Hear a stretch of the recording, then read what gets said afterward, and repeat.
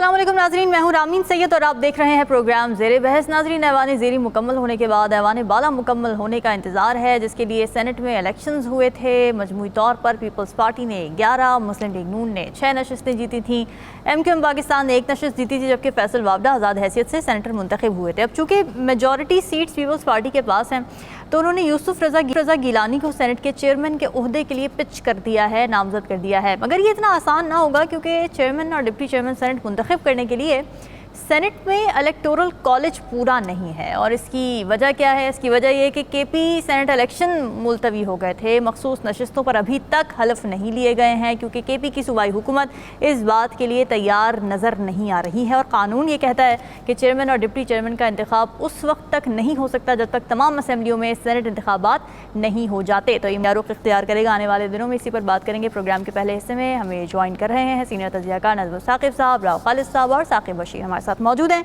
आप सभी का बहुत शुक्रिया। नजमुस साकिब साहब, ये चेयरमैन सेनेट का मामला, यूसुफ रज़ा गिलानी आपको जल्द कुर्सी पर बैठते नजर आ रहे हैं या अभी कुछ उलझेंगे मजीद मामला? सबसे पहले तो ये जो आपने इलेक्टोरल कॉलेज को पूरा होने की बात की है ना, इसको हम थोड़ा सा एक तरफ रखते हैं और फिर देखते हैं कि अगर सेनेट का वो इजलास होता है जिसमें कि चेयरमैन उन्होंने चुनना है, तो इस वक्त मजबूत कैंडिडेट्स कौन कौन से हैं और उसमें किसके चांसेस हैं बनने के।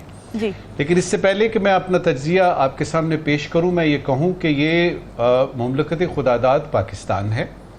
जी। इसमें आपको कुछ पता नहीं कि कब माइनॉरिटी जो है वो मेजॉरिटी में बदल जाए और कब मेजॉरिटी माइनॉरिटी में बदल जाए, खास तौर पे जब सेनेट की बात आती है। ठीक है। तो ये 2-3 जो है वो क्वेश्चन रखने के बाद आपकी इजाजत से देखिए, यूसुफ रज़ा गिलानी साहब की अंडरस्टैंडिंग बहुत पहले से थी। उस वक्त से जब वो MNA थे और उसके बाद सदर का वोट दे के तो वो आगे सेनेटर बन गए। और उसमें अंडरस्टैंडिंग जो थी उस मीटिंग की, वो खास एक मीटिंग जो हुई थी जिसमें ये था कि कौन सदर बनेगा, कौन वजीर आजम बनेगा, उसमें अंडरस्टैंडिंग यही हुई थी कि यूसुफ रज़ा गिलानी साहब चेयरमैन सेनेट बनेंगे। लेकिन पिछले 2-3 दिनों में हमने देखा कि कुछ अहम मुलाकातें हुई टॉप लेवल की। और उसके फौरन बाद हमें पता लगा कि लाड़काना से या सिंध के किसी इलाके से बिलावल भुट्टो जरदारी, जो कि चेयरमैन है PPP के, उन्होंने बड़े वसूख से कहा कि यूसुफ रज़ा गिलानी हमारे चेयरमैन सेनेट के उम्मीदवार हैं। इसका हमें क्या पता लगा? हमें ये पता लगा कि शायद वहाँ पे कोई अनवारुल हक काकड़ साहब जो हैं उनकी बात हो रही है कि भाई उनको हमने बनाना है, उनका हमने करना क्या है। अभी वो निगरान वजीर आजम थे, अब वो सेनेटर है। अब ये है कि उनको छोटी मोटी वजारत तो वो लेंगे नहीं, छोटी मोटी वजारत से तो काम उनका चलेगा नहीं, तो होगा क्या? तो बातों बातों में मैंने आपको बता दिया कि 2 मजबूत कैंडिडेट जो हैं वो कौन से हैं। इससे पहले कि मैं इसको इख्तिताम पे लेके आऊं, आपको 1-2 खबरें देनी है जो इस्लामाबाद के मखसूस हलकों में इस वक्त गर्दिश कर रही हैं। याद रहे कि मैं ये खबर दे रहा हूँ, मेरा इससे कोई लेना देना नहीं है। कल को अगर ये मुमलकत खुदादाद पाकिस्तान है, कुछ भी हो सकता है। पहली खबर ये है कि अभी तक की सूरत हाल के मुताबिक चेयरमैन सेनेट के लिए सबसे मजबूत कैंडिडेट जो हैं वो यूसुफ रज़ा गिलानी हैं। अनुषा रहमान साहिबा का नाम लिया जा रहा है डिप्टी सेनेट के लिए। इसके अलावा ये भी बताया गया हमें कि पंजाब काबीना में तोसी तो शायद ईद के बाद होगी, लेकिन फेडरल कैबिनेट में शायद तोसी जो है वो मुलतवी कर दी गई है। उसके बाद ये कि गवर्नर पंजाब के लिए 2 नाम हैं, हिना रब्बानी खर साहिबा का और मखदूम अहमद महमूद साहब का। इसको कहने के बाद अब आते हैं वापस सेनेट चेयरमैन पे। सेनेट चेयरमैन के बारे में याद रहे कि ये एक बड़ी अहम पोस्ट होती है। सदर पाकिस्तान मुल्क से बाहर जाते हैं या खुदा न खास्ता बहुत ज़्यादा अलील हो जाते हैं, तो ये कायम मकाम सदर बनते हैं। चेयरमैन सेनेट जो है वो ऑर्डर ऑफ प्रेसिडेंट्स में, प्रोटोकॉल में इस जगह पे आते हैं, इसलिए बड़ी अहम पोस्ट है, आईनी पोस्ट है। और उसके लिए कोशिश यही होगी पीपल्स पार्टी की कि जो अंडरस्टैंडिंग शुरू से थी वो हो।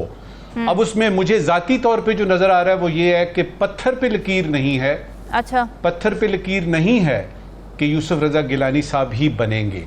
अब देखते हैं ये इलेक्टोरल कॉलेज का मसला कितनी उलझन डालता है, देखते हैं कि वोटिंग कैसे होती है और क्या सामने आता है। लेकिन मुझसे अगर आप पूछेंगे तो जो हालात मैंने देखे, यानी 8 फरवरी को जो इलेक्शन हुए और उस वक्त से लेके अब तक जो सूरत हाल है, या उससे पहले की जो निगरान हुकूमत में अचानक हमें पता लगा कि अनवारुल हक काकड़ जी, साहब जी। जो हैं, जलील अब्बास सरप्राइज साहब का नाम पूरा हो गया, उन्होंने मीटिंग्स भी कर ली, वो पीएम हाउस से भी हो आए, लेकिन अगले दिन पता लगा कि जी अनवारुल हक काकड़ साहब। तो ये सूरत हाल है। अब अंदाज़ा आप लगाइए, आपके ठीक है। लाखों देखने वाले लगाएं, और मेरी तरफ से ये है कि इन्हीं दो मजबूत कैंडिडेट्स को इस वक्त की आखिरी बात, जी ये भी मुमकिन है कि ये दोनों में से कोई ना हो, क्योंकि मैंने बताया ना मुमलकत खुदादाद ज़ाहिर है वो। पाकिस्तान है, सही इसमें बात। किसी वक्त भी कुछ भी हो सकता कुछ भी हो सकता है। जी राव खालिद साहब, क्या कुछ हो सकता है, क्या कोई सरप्राइज़ मिलने की तवक्को है? और फिर साथ ही ये भी कि ये जो चेयरमैन सेनेट का ओहदा है, आपके नज़दीक इसकी क्या सिग्निफिकेंस है कानून साजी के अंदर, बाकी मामलात देखने में?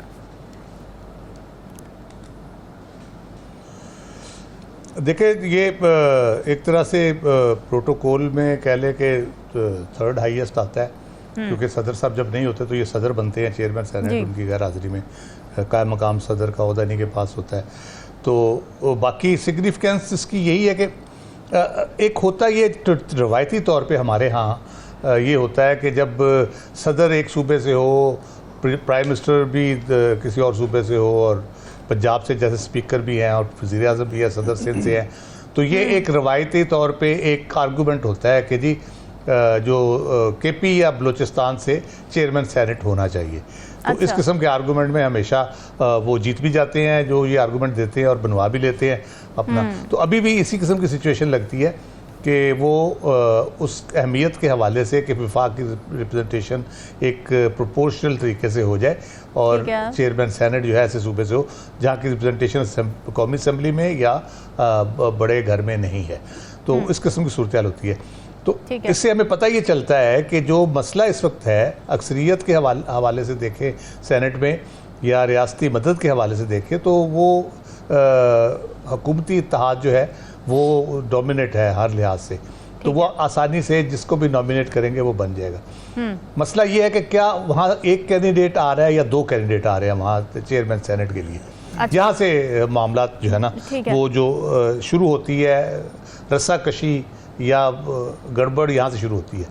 यूसुफ गिलानी साहब तो हैं, बिलावल साहब ने कह दिया, अनाउंस कर दिया, और यकीनन उन्होंने किया है तो वो सपोर्ट भी करेंगे। बिलावल साहब वैसे भी बड़े दावे कर चुके हैं, आखिर पे आसिफ जरदारी साहब की उनको बात माननी पड़ती है, तो वो फिर कुछ दिन नाराज रहते हैं, 4P और 3P वाली टसल चलती रहती है, ठीक हो जाते हैं। जी जी जी, वो बिल्कुल। तो वो अब लेकिन काकड़ साहब भी बड़े स्ट्रॉन्ग उम्मीदवार हैं, और काकड़ साहब को अगर चेयरमैन सेनेट की ना वो पेपर जमा कराते हैं तो मेरा ख्याल है उनको रोकना बहुत मुश्किल होगा।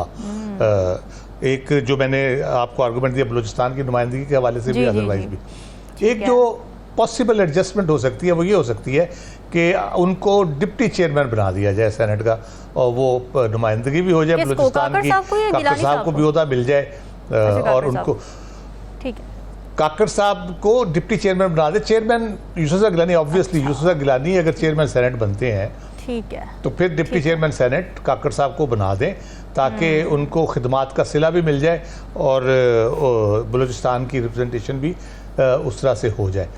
लेकिन अभी बहुत कबल अज़ वक्त है, क्योंकि अभी कोई उस तरह से कंपेन भी शुरू नहीं हुई, बातें हो रही हैं, अभी शायद शेड्यूल भी नहीं आया सेनेट के चेयरमैन की इलेक्शन का, और पीटीआई ने अभी तक कोई नॉमिनेशन नहीं किया अपने किसी कैंडिडेट की। लेकिन एक खुशाइंद बात हुई है कि उन्होंने अपना अपोजिशन लीडर नॉमिनेट कर दिया है, पार्लियामानी लीडर नॉमिनेट कर दिया, और जो उनके अपोजिशन लीडर है अली ज़फ़र साहब, बैरिस्टर अली ज़फ़र, उन्होंने कल बात बड़े वजाहत से कहा है कि हम किसी भी प्रोसेस का बाइकआउट नहीं करेंगे, किसी कंपटीशन को आप हम वॉक ओवर नहीं देंगे हुकूमत को या किसी दूसरी पार्टी को, हम प्रोसेस में पूरी तरह से शामिल रहेंगे। ये बहुत खुशाइंद बात है कि कम अज़ कम एक जमात जो अक्सरियती जमात है और जिससे खदशा था कि वो शायद कोई एहतजाज तो कर रही है लेकिन इस किस्म का काम ना शुरू कर दे, जैसे पहले असम्बलियाँ छोड़ के चले गए थे, तो उस किस्म का काम। लेकिन अब बड़े वसूख से उन्होंने कहा है कि जी हम बिल्कुल पूरे प्रोसेस का हिस्सा रहेंगे और चेयरमैन सेनेट के इलेक्शन में भी कम्पीट करेंगे। अभी इनका कैंडिडेट देखना कि चेयरमैन सेनेट के लिए वो तमाम हुज्जत ही होगा, वो कह ले कि कंपटीशन के लिए एक नॉमिनेट करना बंदा वो एक रस्मी कार्रवाई उसको कह सकते हैं, तो लेकिन करेंगे वो ज़रूर। और ये खुशाइंद यही है कि हम बात इस है, प्रोसेस में हैं और फाइनल जैसे आपने कहा अभी आखिरी मरहला है पार्लियामेंट की तकमील का। बिल्कुल बिल्कुल, पार्लिमानी प्रोसेस में इन रहना जमहूरियत को मुस्तहकम करता है। साकिब, ये बताएं कि तारीख नहीं आ रही है ना अभी तक चेयरमैन सेनेट के इंतखाब की, और उसमें जो मसला फंसा हुआ है, जो गले की हड्डी है, वो है केपी के सेनेट इलेक्शन, केपी की मखसूस नशिस्तें। तो उस फ्रंट पर अब क्या चल रहा है इस वक्त? एक तो जो केपी के इलेक्शन है उसके हवाले से भी इलेक्शन कमीशन भी खामोश है। इससे कबल भी जब सेनेट इलेक्शन से पहले जो नए सेनेटर बने थे जो मखसूस नशिस्तों पे, उन्होंने पहले पेशावर हाई कोर्ट फिर इलेक्शन कमीशन से रजू किया। इलेक्शन कमीशन ने आखिरी लम्हे तक इस चीज़ का इंतज़ार किया कि शायद जो मखसूस नशिस्तों पर जो सेनेटर बने हैं उनसे हलफ जो है वो स्पीकर ले लें, लेकिन जब उन्होंने हलफ नहीं लिया एन जो इलेक्शन वाले दिन, तो फिर उनको इलेक्शन मुलतवी करना पड़े। अब जो केपी के जो वज़ीर आला हैं उनकी जानिब से उसी रोज़ को बड़ा एक स्ट्रॉन्ग किस्म का मैसेज आया और उन्होंने प्रेस कॉन्फ्रेंस भी की और उन्होंने कहा कि हम अपना हक जो है वो किसी को नहीं लेने देंगे और हर सूरत में ये अपना हक वापस लेंगे। अब मेरा ख्याल में एक डेड लॉक है। एक तरफ जो पेशावर हाई कोर्ट है उसने भी ऑर्डर किया था, उसको उन्होंने उसकी हुक्म अदूली की, नहीं माना, और उसके बाद इलेक्शन कमीशन का ऑर्डर भी नहीं माना। अब एक डेड लॉक की पोजीशन है कि वो बनेगा क्या, क्या आउटकम होगा। अभी तमाम जो सर्कल्स हैं वो फिलहाल जो है वो खामोश हैं। इलेक्शन कमीशन भी देख रहा है कि क्या इस सिनेरियो जो है क्या बनता है।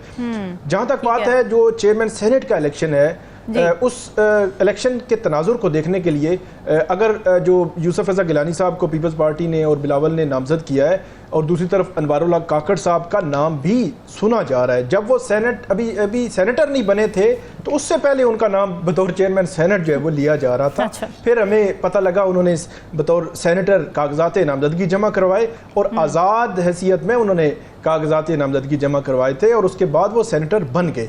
जिस तरह वो सेनेटर बने हैं तो चेयरमैन सेनेट भी इस तरह बन जाए तो मेरे ख्याल में अनहोनी नहीं होगी।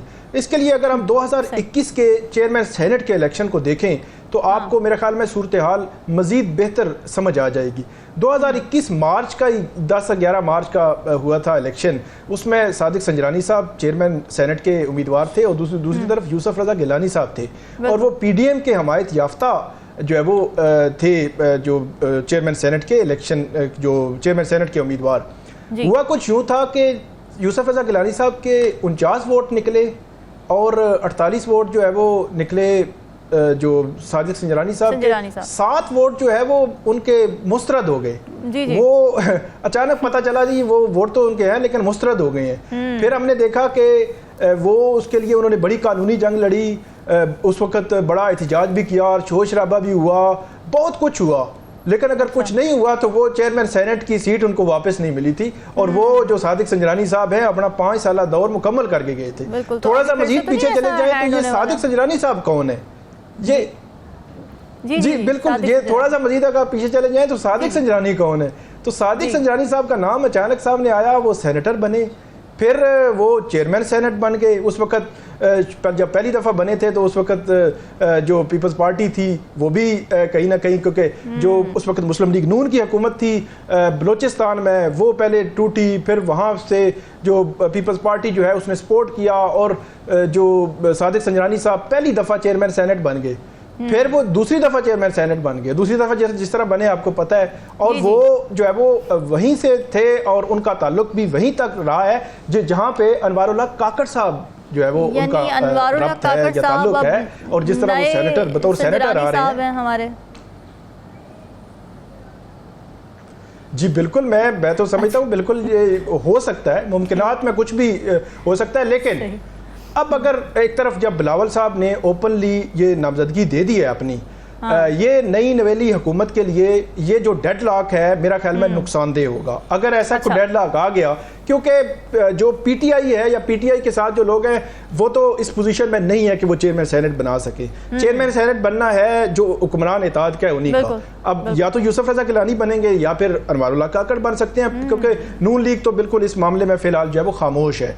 तो अगर कोई डेडलॉक की पोजीशन आ गई तो फिर हुकूमत को मेरे ख्याल में डंट भी पड़ सकता है। बहुत बड़ा ना हुआ लेकिन अंदरूने खाना एक महाजराई वाली कैफियत जो है वो शुरू हो जाएगी। अगर बिलावल साहब अपनी नामजदगी जो है वापस ले आते हैं, अनवारुल्लाह काकड़ चेयरमैन सेनेट बन जाते हैं, तो वाडा साहब के हवाले से जो इस तरह वो सेनेटर बने हैं, तो पीपल्स पार्टी सिंध के अंदर से मौला बख्श चांडियो और इस किस्म की आवाज़ें आई हैं।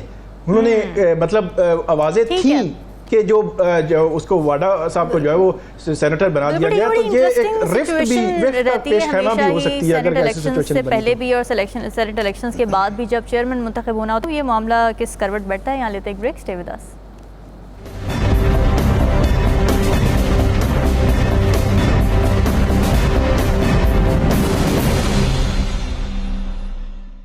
वेलकम बैक जी। भारत इंतहा पसंदी में आगे से आगे बढ़ता जा रहा है और इससे कोई पूछने वाला नहीं है। भारतीय वज़ीर दिफा राजनाथ सिंह ने पाकिस्तानी हुदूद की खिलाफ वर्जी का बरमला ऐलान कर दिया है। उन्होंने ये कहा कि भारत में दहशतगर्द सरगर्मियों में मुलव्वस अनासिर पाकिस्तान फरार होंगे, हम उन्हें मारने के लिए पाकिस्तान की हुदूद में दाखिल होंगे।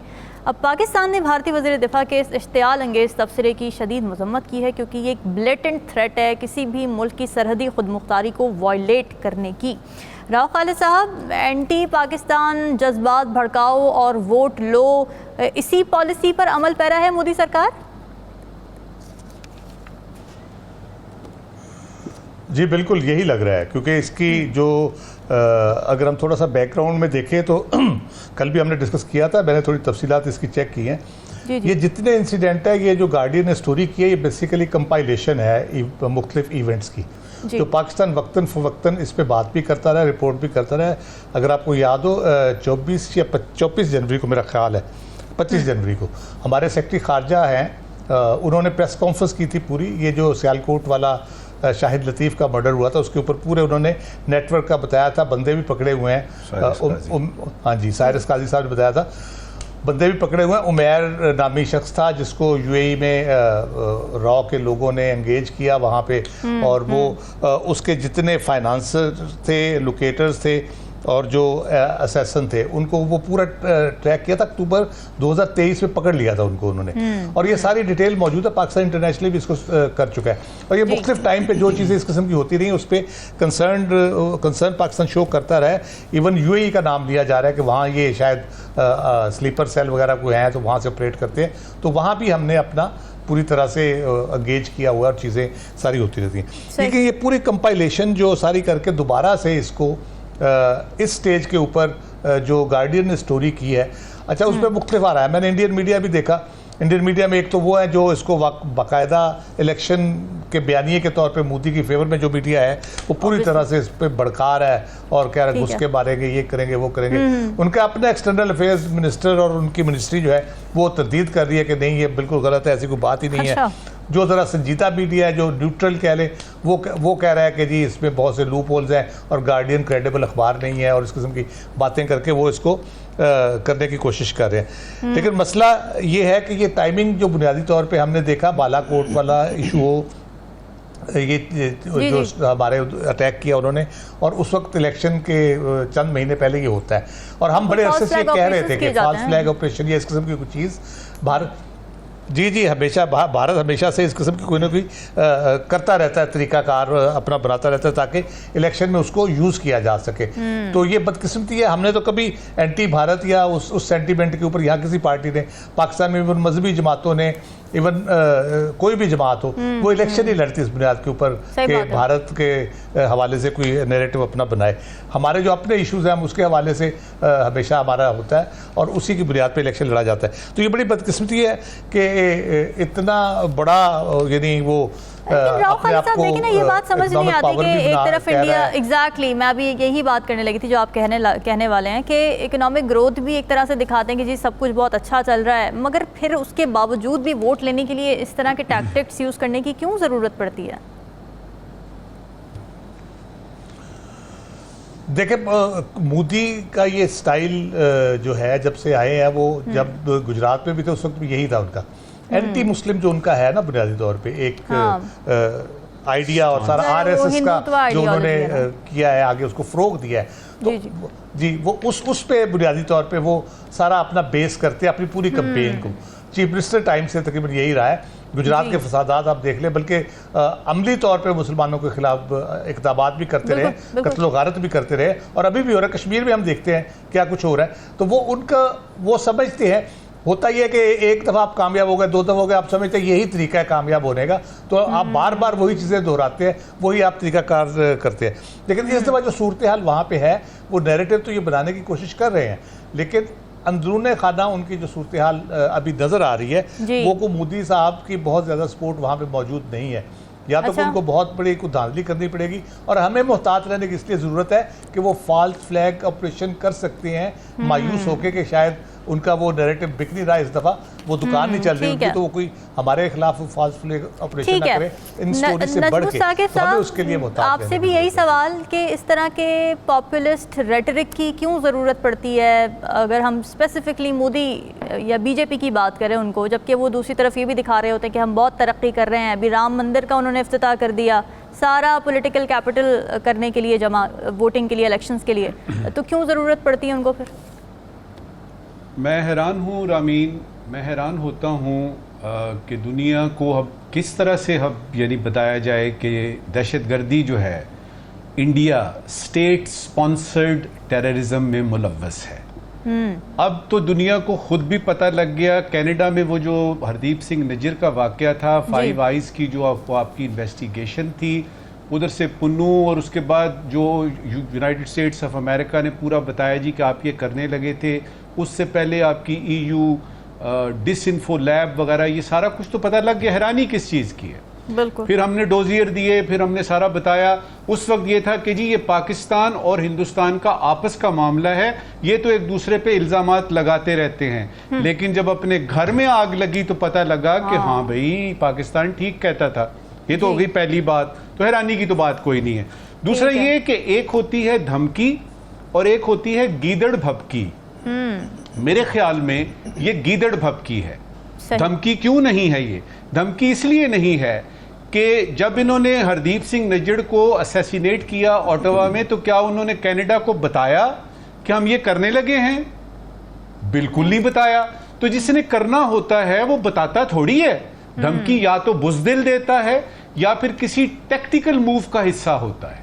धमकी जो है वो, तो ये गीदड़ भभकी है सीधी सी। और इसमें आप ये देखिएगा कि हिंदुस्तान को ये जो कहते हैं ना आपके इकोनॉमिक पावर है और वो P5 से P6 हो जाएगा, और यूनाइटेड नेशन सिक्योरिटी काउंसिल का, याद रखिए कि वहां पे रोजाना की बेसिस पे 422 लोग भूख की वजह से मरते हैं। बिल्कुल बिल्कुल। आपके हिंदुस्तान में जो इंडिया है, जो आपका ईस्टर्न बॉर्डर है, उसमें यूरेनियम जो है, जो कि एक बहुत यानी अहम पार्ट है, यानी एटॉमिक नो हाउ का, यूरेनियम बाजार में बिकता है जिस तरह धनिया और पुदीना बिकता है। उधर 35 से ज्यादा सेपरेटिस्ट मूवमेंट्स चल रही हैं। मुझे समझ नहीं आती जब लोग ये कहते हैं जी हिंदुस्तान फलाना, हिंदुस्तान ये वो। फर्क सिर्फ ये है कि उनको देखिए, मोहल्ले के बदमाश का आप क्या कर सकते हैं? ये तो सीधी सी बदमाशी है कि हम आपको घुस के, वजीर दिफा ने 2 काम बड़े अच्छे किए हैं। ये जो आप राजनाथ कह रहे हैं ना, और बाबा आपका राज होगा अपने उधर यानी उस जगह, आइए हम फिर आपको बताते हैं। आप यानी अभिनंदन भेजते हैं, हम उनके कपड़े चेंज करा के आपको वापस कर देते हैं। हमने लड़ाई नहीं करनी, हमने प्रॉम्प्ट नहीं होना, हमने आपको कोई एग्रेशन नहीं दिखानी। लेकिन अगर वो वक्त आ गया कि आपने जाहिर सामने ऐसे किया, तो फिर आपको पता चल जाएगा। दागज़दा मैदान दे, दूध का दूध और पानी का पानी। जो उन्होंने एक अच्छी बात की है ना राजनाथ ने, जो हमारे हक में जाती है, वो ये कि अब अगर कोई फॉल्स फ्लैग ऑपरेशन होता है या कोई दहशतगर्द पकड़ा जाता है, तो हमारा ख्याल TTP की तरफ तो जाएगा, हमारा ख्याल इंडिया की तरफ भी जाएगा। तो उन्होंने ये बता दिया कि दहशतगर्दी के वाकयात अगर पाकिस्तान में हो रहे हैं तो उसमें हमारा नाम भी लिखा जाए। ठीक है साकिब, वो बात ठीक है नजबू साकिब साहब की कि गीदड़ भपकी से ज़्यादा तो ज़ाहिर ये स्टेटमेंट कुछ नहीं है, मगर स्टिल इस तरह की स्टेटमेंट सामने आना कि अक्रॉस दी बॉर्डर जाके कार्रवाई करने की बातें हो रही हैं, धमकियां दी जा रही हैं, ये कितना तशवीशनाक है। और पाकिस्तान को जिस तरह से ज़ाहिर दफ्तर ख़ारिजा ने तो जवाब दिया है, मगर इसके अलावा भी क्या स्टेप्स, क्या मेजर्स लेने की ज़रूरत है?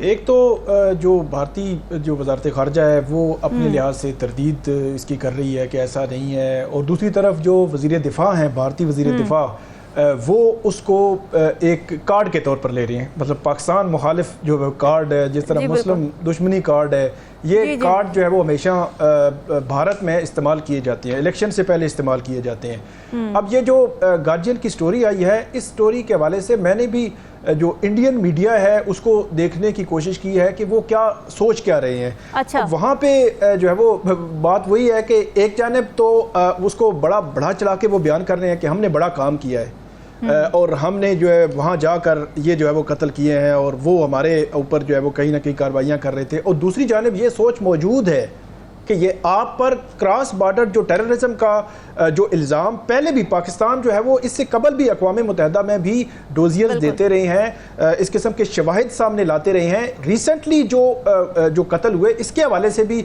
शवाहिद जो है वो सामने लाते रहे हैं, लोग भी पकड़े गए, स्लीपर सेल्स भी उनके पकड़े गए, ये चीज़ें सामने लाते रहे हैं। और अब जब वज़ीर दिफा इतने ओपनली जो है वो जब ये कह रहे हैं, तो मेरा ये ख्याल है कि कम से कम पाकिस्तान जो कहता था कि कभी डायरेक्टली कभी इनडायरेक्टली थ्रू अफगानिस्तान, जब पिछली जो हुकूमत थी जो वहाँ पे, उसके थ्रू वहाँ पे पाकिस्तान में कार्रवाइयाँ होती रही हैं, उनको बैक करता था, इंडिया जो है बैक करता रहा है, इस किस्म के इल्ज़ामात पहले पाकिस्तान लगाता रहा। तो अब तो फिर क्लियर हो गया कि भारत जो है वो यहाँ पे दहशतगर्दी करवा रहा है और इतने बड़े लेवल पे, और फिर वो एडमिट भी कर रहा है। और उसके बाद जब दूसरी तरफ अगर देखें तो पाकिस्तान में कभी भी इस किस्म का भारत मुखालिफ जो बयानिया है उसको लेकर कभी भी इलेक्शन नहीं हुआ, कभी भी इलेक्शन सिंबल जो है वो नहीं लिया जाता। इलेक्शंस में तकारीर होती हैं, लेकिन तकारीर में 1-2-3% जो है वो उसका हिस्सा होता है कि भारत के साथ पॉलिसी कैसी होगी। लेकिन दूसरी तरफ भारत में देखें तो वहाँ पर पॉलिसी में भी हमेशा दोस्ती की बात की जाती है, हमेशा नॉर्मलाइजेशन की बात की जाती है कि चलें कश्मीर का मसला जो है ना वो अगर हल हो जाए तो फिर हम अमन से रह सकते हैं, चीज़ों को अच्छे से साथ लेके चल सकते हैं। हमारी तरफ से तो हमेशा पॉजिटिव चीज़ें होती हैं। जी बिल्कुल, हमारी तरफ से तो हमेशा से दोस्ती की बात की जाती है। तो एक वाक़या हुआ था पुलवामा का, वो भी 2018 में, वो भारत में इलेक्शन का वो वक़्त था। उस वक़्त जो वाक़या हुआ उसमें 40 भारतीय फौजी जो है उस वक़्त मारे गए। उसके बाद आपको पता है जो मूव हुई वो यहाँ पे आए, फिर अभिनंदन वाला जो मामला हुआ, यहाँ पे पाकिस्तान ने खूब जो है वो जवाब दिया भारत को, और उनको उसी ज़बान में बल्कि उससे सख्त जो है वो जवाब दिया था। तो वो जो इलेक्शंस के मौके पर फिर जो पुलवामा वाला वाक़या है उससे भी अगर आप निकालें तो जो साबिक गवर्नर थे जम्मू कश्मीर के, उन्होंने एडमिट किया, या बीजेपी के कुछ लोग जो ऑडियोज़ आई थी जिसमें उन्होंने एडमिशन किया था कि इस किस्म के वाक़यात जो है वो इलेक्शन में जो है वो उसका सहारा लेने के लिए ये वाक़यात जो है वो किए गए थे, मोदी सरकार की या मोदी की जो रजामंदी से जो किए गए थे। तो पाकिस्तान को बहरहाल इस हवाले से ये एक स्ट्रांग जो है वो पोजीशन तो मिल गई है, लेकिन फिर वही बात करेंगे कि जो दुनिया है भारत को किसी और आंख से देखती है और पाकिस्तान को किसी और आंख से देखती है, और उसकी सबसे बड़ी वजह इक्तसादी जो हालात हैं हमारे और भारत के, उनमें बहुत बड़ा फ़र्क है। भारत एक स्ट्रांग जो है वो पोजीशन में है, ये हमें जो मानना पड़ेगा। और दुनिया फिर जब देखें पाकिस्तान में FATF या दीगर जो मसाइल आते हैं, फिर जो वहाँ पे अक़लियतों के साथ ख़ास तौर पर भारत में जो कुछ हो रहा है, इंसानी हुकूक की जो खिलाफ वर्जियाँ हो रही हैं, जो कश्मीर में हो रही हैं, दुनिया उस जो खिलाफ वर्जियाँ हो रही हैं उस तरह उनको स्ट्रांगली जो है वो नहीं किया जाता, उसकी मजम्मत नहीं की जाती। मजम्मत अल्फाज की हद तक की जाती है जिस तरह करनी चाहिए, और जिस तरह के एक्ट हो रहे हैं उस तरह के नहीं होते, और उसकी वजह फिर इकोनॉमिक हालात ही हैं। और पाकिस्तान को फिर एक तो ये है कि इस फ्रंट पर के इंडिया को कहीं ना कहीं जवाब इंटरनेशनल जो फोरम्स हैं वहाँ पे देना चाहिए, और ये चीज़ें इंटरनेशनल किसी फोरम पर लेकर जानी चाहिए कि ओपनली आज जो है वो तस्लीम कर रहे हैं कि ये सारा कुछ उनका किया धरा है, और वो अंदर जाकर उन्होंने ये किया है। कभी ऐसा नहीं हुआ कि कभी भारत में कोई वाक़या हो या किसी और जगह भी हो, भारत अगर पाकिस्तान पर इल्ज़ाम लगाने की भी कोशिश करे तो यहाँ से बयानात तो जाते हैं, लेकिन कभी भी ऐसा नहीं हुआ कि ये कहें कि नहीं हमने करवाया और हमने डंके की चोट पे करवाया। अब जो वज़ीर दिफा है भारतीय वो तो यही बात कर रहे हैं। तो इसको बहरहाल इंटरनेशनल फोरम पर पाकिस्तान के लिए एक स्ट्रांग पोजीशन तो होगी, लेकिन साथ साथ फिर भारत से साथ चलने के लिए एक तरफ तो दिफाई हालात हैं हमारे, दूसरे इकोनॉमिक हालात जो है उनको भी हमें स्ट्रांग करने की ज़रूरत है, ताकि दुनिया हमें भी उसी तरह जो है वो देखे, उसी तरह जो है वो ट्रीट करे। ये बड़ी इंपॉर्टेंट बात की साक़िब आपने। नाज़रीन यहाँ पर लेते हैं एक ब्रेक।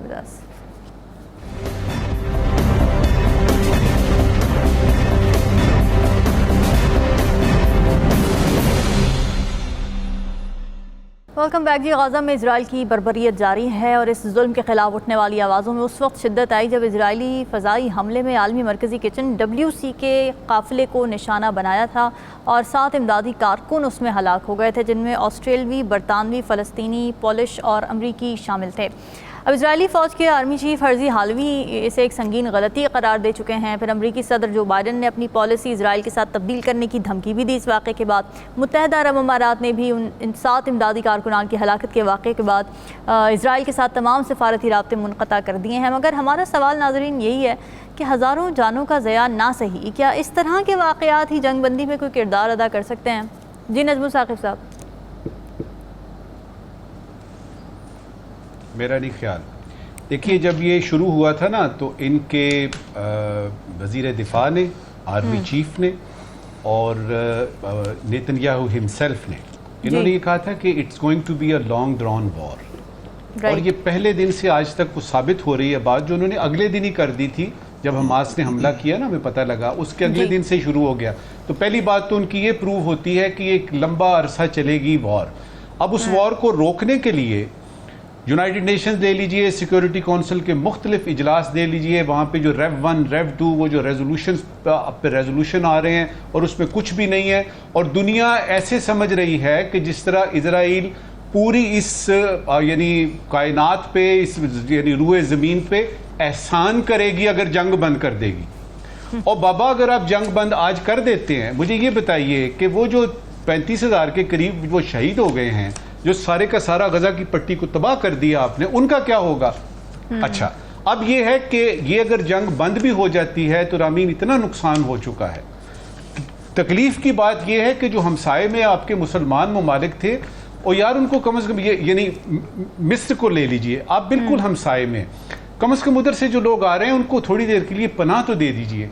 तो मुझे क्या नजर आ रहा है? मुझे ये नजर आ रहा है कि जंग कुछ देर बाद खत्म होने वाली है, दिन नहीं दिया जा सकता।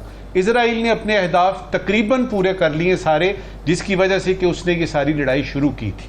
अच्छा। होना क्या है? होना ये होगा, अभी जंग बंद होगी, पूरी दुनिया में होगा, देखे जी हमने दबाव डाल के इजराइल पे जंग बंद करा ली। उधर से वो जो गुतेरेस हैं, जो आपके सेक्रेटरी जनरल हैं आपके यूनाइटेड नेशंस के, वो कहेंगे क्रेडिट लेंगे, इधर से UAE क्रेडिट लेगा, वगैरह वगैरह क्रेडिट लेंगे। जंग बंद हो गई। थोड़े अरसे के बाद, जंग बंद होने के बाद, वही इब्राहिम अकॉर्ड होंगे, वही खबरें गर्दिश करेंगी कि सऊदी अरेबिया ने अब इजराइल को तस्लीम करना है। तो यूं समझिए कि वो सारी की सारी सिचुएशन वापस आएगी, तमाम मुस्लिम ममालिक पिछली तनख्वाह पर गुजारा करेंगे। और लेकिन एक बात, अच्छी बात आपको बताऊं, पाकिस्तान में वो जो अफवाहें थी ना कि पाकिस्तान जो है वो इजराइल को शायद तस्लीम कर लेगा अगर सऊदी अरेबिया ने किया जी, उस बारे में मैं आपको बता सकता हूं कि अब जो है वो तकरीबन नामुमकिन है कि आप इजराइल को तस्लीम करने की बात करें। यहां पे मैं आपको बॉटम लाइन ये बताता हूं कि इजराइल ने अहदाफ जो पूरे करने थे वो तकरीबन कर लिए हैं। जंग कुछ दिनों बाद बंद होने वाली है, लेकिन जो नुकसान हो गया उसका कोई अजाला नहीं है। और ये सारे की सारे वाकयात जो जंग शुरू होने से पहले के थे, जो हालात जंग से पहले के थे, वो आप और मैं, हम सब देखेंगे कि आहिस्ता आहिस्ता वापस आ रहे होंगे। लेकिन आखिरी बात इस वक्त की, फलस्तीन इजराइल के गले की हड्डी थी, अभी भी है और रहेगी। ना ये उगल सकता है, ना ये निगल सकता है, और ये बड़ी सख्त तकलीफ की बात है इजराइल के लिए। बिल्कुल ठीक है। राव खालिद साहब, आप क्या पेश मंजर देख रहे हैं? क्या आपको भी लग रहा है कि जंग जल्दी अब ख़त्म होने वाली है? और जो अहदाफ थे, क्या अहदाफ थे? पहले तो ये भी सवाल है कि क्या अचीव करना चाह रहा था इजराइल, वो हासिल कर लिया उसने? देखिए, उन्होंने जो बुनियादी क्लेम किया था, उन्होंने कहा हमास के खात्मे तक हम ये जारी रखेंगे। तो क्या हमास ख़त्म हो गई है? अगर वो उस दावे को देखा जाए तो वो तो नहीं, अभी ना उसके कुछ चांस है ख़त्म होने के, क्योंकि वो एक रेजिस्टेंस मूवमेंट है, वो एक अफराद पे नहीं, एक नज़रिए की बुनियाद पे है। तो उसमें फ़र्द शामिल होते रहते हैं, आते रहते हैं, जाते रहते हैं। तो इसलिए वो जब तक फ़लस्तीन का मसला हल नहीं होगा, ये जो इंतफादा है, ये मेरा ख्याल इसके ख़त्म होने का चांस कोई नहीं। तो क्या वो अपना रिविजिट करेंगे? तो रिविजिट करना होता तो 27 फरवरी को प्रपोजल आई थी कि 40 रोज़ के लिए ट्रूस कर ले, हमास भी राजी था सारा, लेकिन इन्होंने किसी ना किसी बहाने उसको डिले करते रहे, पुशबैक करते रहे और अपना ग्राउंड ऑफेंसिव भी और बमबारी जारी रखी, एयर स्ट्राइक्स वगैरह, और जिस किस्म का नुकसान हुआ, आपने जैसे अभी जो दुनिया का ज़मीर थोड़ा सा हिला है वो गैर मुल्की जो साथ वहाँ पे जो एड वर्कर थे उनके जाँ बाग होने पे उन्होंने इमदादी कार्रवाई करने वाले जो थे उनकी वजह से थोड़ा सा हुआ है, और UN रेजोल्यूशन जो आई है। अब जंग बंद करने का मैं भी इसको शुक्रानी में मुब्तला हूँ और मैं यकीन भी करता हूँ नजमुल साकिब साहब ने जो एनालिसिस किया वो दुरुस्त होगा, लेकिन जो उसकी आदात व अतवार है नेतन्याहू की और इसराइल की वो इंडिकेट नहीं कर रही। जो UN की रेजोल्यूशन अभी आई है उसको उन्होंने कहा है कि जी ये असल में पीस प्रोसेस के लिए ये बहुत बड़ा धचका है UN की रेजोल्यूशन। अच्छा। जो उसको धचका कह रहे हैं उससे आप उनकी नीयत का अंदाज़ा कर लें। उसके बाद उन्होंने ईरानी एम्बेसी पे हमला कर दिया दिमिश्क के अंदर। इसका मतलब है वो जंग को फैलाना चाह रहे हैं, ईरान को सकिन करना चाह रहे हैं जंग के अंदर, किसी तरीके को ऐसी हरकत हो कि वो उसे करना चाहे, जो मुझे लग रहा है कि वो इस किस्म की हरकतें करना चाहते हैं, या वो फिर इंटरनेशनल कम्युनिटी को फोर्स करना चाह रहे हैं कि इंटरनेशनल कम्युनिटी इसके जो ये बेईमाना काम उसने शुरू कर दिया है, दूसरे मुल्कों के अंदर अटैक करके एम्बेसीज को निशाना बनाना शुरू कर दिया है, तो इंटरनेशनल कम्युनिटी खुल के आ जाए सामने और इसराइल का हाथ पकड़ ले आके, तो वो इस किस्म की कोई एक काविश या तो हो सकती है। लेकिन जो उनकी नीयत है अभी तक के जो तौर तरीके हैं, हिटलर ने एक्सपेंशन शुरू की थी तो चैम्बरलेन ने इस बात पे कह दिया था कि जी अपीजमेंट की उन्होंने पॉलिसी अपना ली थी कि जी आप इनको करने दें, कोई बात नहीं, इनके अपने इलाके थे, इनको ले लेने दें, और उसके बाद फिर वो जिस तरह से फैले हैं, जिस तरह की बर्बरियत हमें नज़र आई है, फिर रोके ही नहीं रुक रहे थे वो। बाकी जब बन गए थे सारे के सारे जो ब्लॉक्स बन गए थे अमेरिका और बाकी ममालिक के, ब्रिटेन, फ्रांस। जी एग्जैक्टली, लेकिन वो फिर रूस में आके फंस गए ना आखिर जी, वो वेदर कंडीशंस की वजह से फंस गए। इसी तरह से होता है फिर आप जब एक्सपेंशनिज्म पे जाते हैं और रुकते नहीं है किसी तरीके से भी, जो बाकी जो फोर्सेस होती है उनको जब लगता है कि उनके इंटरेस्ट कंप्रोमाइज होने शुरू हो गए हैं, उनको प्रॉब्लम आ रही है, जैसे ऑयल प्राइसेस बढ़ेंगी या कम्युनिकेशन के बहुत से मसाइल पैदा होंगे, और इस तरह से दूसरे अगर ईरान रिएक्ट करता है इसके ऊपर और ये मामला बढ़ना शुरू हो जाता है तो फिर क्या होगा। लेकिन मुझे एक जो बात मैं ज़रूर करना चाहूँगा, UAE ने जो मनकते की है वो किसी असूल की बुनियाद पे नहीं की, मुझे इस बात का अफसोस है। वो उन्होंने जो इंटरनल लैशबैक आ सकता है, पब्लिक रिएक्शन आ सकता है, उसकी वजह से वो उन्होंने बुनियादी तौर पे किया। अगर हमारे ये मुसलमान ममालिक जितने बैठे हैं इर्द गिर्द ये थोड़ा सा असूल की बुनियाद पे खड़े हो जाएं तो ये मामला हल हो सकता है। हम ये नहीं कहते अटैक कर दें या वहाँ असला सप्लाई शुरू कर दें, हम ये कहते हैं कि जो एक ड्यू प्रेशर होना चाहिए जेनोसाइड के हवाले से, इंसानियत के हवाले से, वो तो कम अज़ कम डालें ताकि ये मामला इसराइल को भी पता चले कि यार लोग इतने भी अंदर नहीं बैठे दाएं बाएं कि हम जो मर्जी करते जाएं और हम करते चले जाएंगे। ठीक है साकिब, आपको क्या लगता है सीज़ फायर के कितने इम्कानात हैं और किन बुनियादों पर होंगे?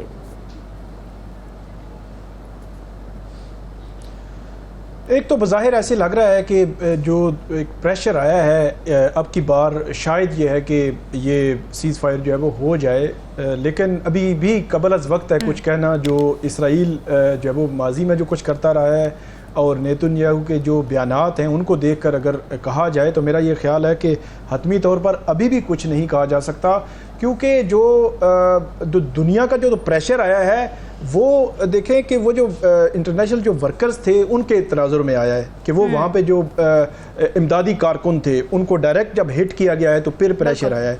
हालांकि आप देखें कि 7 अक्टूबर से लेकर आज तक या मतलब जब से 3-4 रोज़ पहले तक जितनी जो बर्बरियत हुई है, जितना जुल्म हुआ है वहाँ पे जो हॉस्पिटल्स थे उनको निशाना बनाया गया है। बच्चों की ऐसी ऐसी तस्वीर आई हैं कि वो तस्वीर देख के इंसानियत जो है वो हिल जाती थी, लेकिन वो जो दुनिया का जो ज़मीर था वो उसको नहीं झंझोड़ सकी वो तस्वीरें। लेकिन उनको अपन जो वर्कर्स थे अल्टीमेटली वो वर्कर्स भी डेफिनेटली वो भी अच्छा काम कर रहे थे, वहाँ पे एड दे रहे थे, उनका ऐसा नहीं को डिग्रेड कर रहे हैं, लेकिन फिर भी जो फ़लस्तीनी हैं उनके खून का जो है वो सौदा नहीं था। फिर जो मुस्लिम ममालिक की बात की गई है, UAE या दीगर जो ममालिक हैं, उनकी तरफ से भी वो रिएक्शन आना चाहिए था शुरू में, और इस किस्म के अगर जो आप जो सफारती ताल्लुकात हैं वो मुअत्तल करते या इस किस्म की कोई ना कोई प्रेशर तो दे सकते थे। इसी के साथ एक चीज़ मैं और ऐड करूं कि ये वर्ल्ड एक फूड चेन है, उसकी खबर आई है पिछले 2 दिनों में बड़ी स्ट्रांग के उनकी 225 वहाँ पे ब्रांचेज हैं इसराइल में। तो उमूमी तौर पर ये हम समझ रहे थे कि शायद इनका जो बाइकाट है इनको फ़र्क नहीं पड़ता, जो वर्ल्ड फूड चेन है उनको फ़र्क नहीं पड़ता, लेकिन पहली दफ़ा ऐसे लगा है कि उनको फ़र्क पड़ा है। वो जो इसराइल में 225 ब्रांचेस थी उनकी, उन्होंने इसराइली फ़ौजियों को वो फ्री में जो है वो खाना और दीगर चीज़ें जो है वो सर्व कर रहे थे।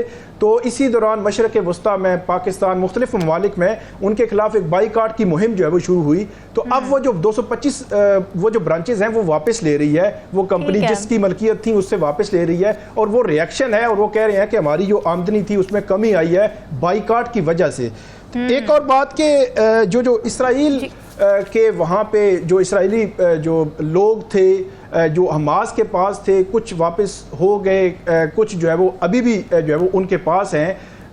वो जो एक मंसूबा था ओवरऑल इसराइल ने शुरू में जो बात की थी वो उस तरह तो वो ख़त्म तो नहीं हुआ। आप हमास को उस तरह डिसमेंटल नहीं कर सके, ख़त्म नहीं कर सके, ना अपने तमाम जो यरगमाली थी उनको वापस ले सके। नजमुल साकिब साहब, आज के क्या सवालात लेकर आए आप नाजरीन के लिए? जी शुक्रिया रामीन। देखिए, चेयरमैन बिलावल भुट्टो जरदारी साहब ने फरमाया है कि अब वक्त आ गया है कि लोगों को इंसाफ मिले। अब वक्त आ गया है कि लोगों को इंसाफ मिले। ज़रूरी सवाल ये है कि जिन मजबूरियों की वजह से आज तक लोगों को इंसाफ नहीं मिल सका, क्या वो मजबूरियां दूर हो गई हैं? बड़ा अहम सवाल है आज का।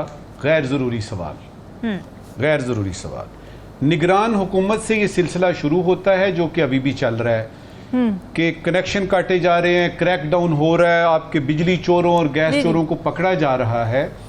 गैर ज़रूरी सवाल ये है कि इन सारे इकदामात का आवाम को क्या फ़ायदा हो रहा है, क्योंकि बिजली और गैस की कीमतें तो बढ़ रही हैं। बिल्कुल ठीक है नाजरीन, ये सवाल आपके लिए छोड़, हमें फीडबैक ज़रूर दीजिएगा। हमें दीजिए इजाज़त, अल्लाह हाफ़िज़।